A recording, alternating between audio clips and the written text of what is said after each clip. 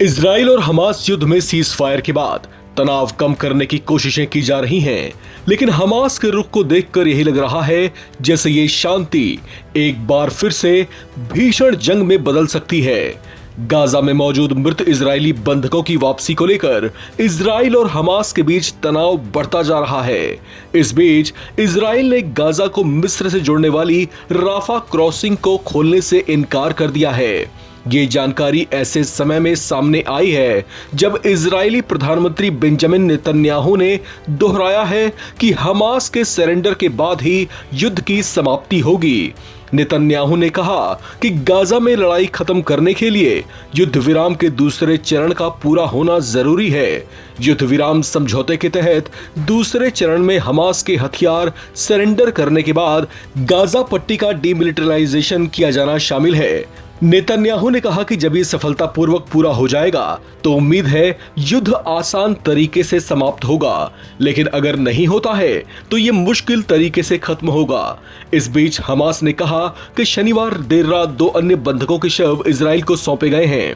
AP की report के मुताबिक नेतन्याहू के कार्यालय ने एक बयान में कहा है कि राफा क्रॉसिंग को फिर से खोलना इस बात पर निर्भर करेगा कि हमास सभी मृत इजरायली बंधकों के पार्थिव शरीर लौटाने की युद्ध विराम की शर्त को कैसे पूरा करता है। इजराइल के ताजा बयान के बाद राफा क्रॉसिंग को लेकर असमंजस बढ़ गया है।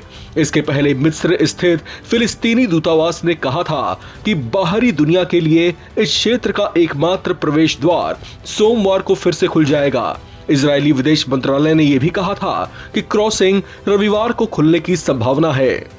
इजराइल के राफा क्रॉसिंग न खोलने के नेतन्याहू के फैसले पर प्रतिक्रिया देते हुए इसे युद्ध विराम समझौते का स्पष्ट उल्लंघन और मध्यस्थों और गारंटर पक्षों से दी गई उनकी प्रतिबद्धताओं का खंडन बताया।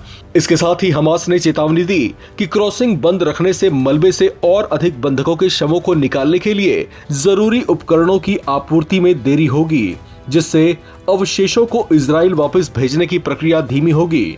हमास की इस दलील को इजराइल मानने को तैयार नहीं दिखाई दे रहा। ऐसे में दोनों पक्ष अपनी अपनी बातों पर कायम हैं। संभावना जताई जा रही है कि अगर ये सब ऐसे ही चलता रहा तो ये तनाव फिर से बढ़ सकता है, क्योंकि इजराइल की आईडीएफ पहले ही अपने नागरिकों से वादा कर चुकी है कि वो हमास के चंगुल से अपने हर एक बंधक नागरिक को वापस लाकर रहेगी, चाहे वो मृत हो या फिर जीवित। इस खबर में फिलहाल इतना ही। बाकी अपडेट्स के लिए आप बने रहें नवभारत टाइम्स के साथ।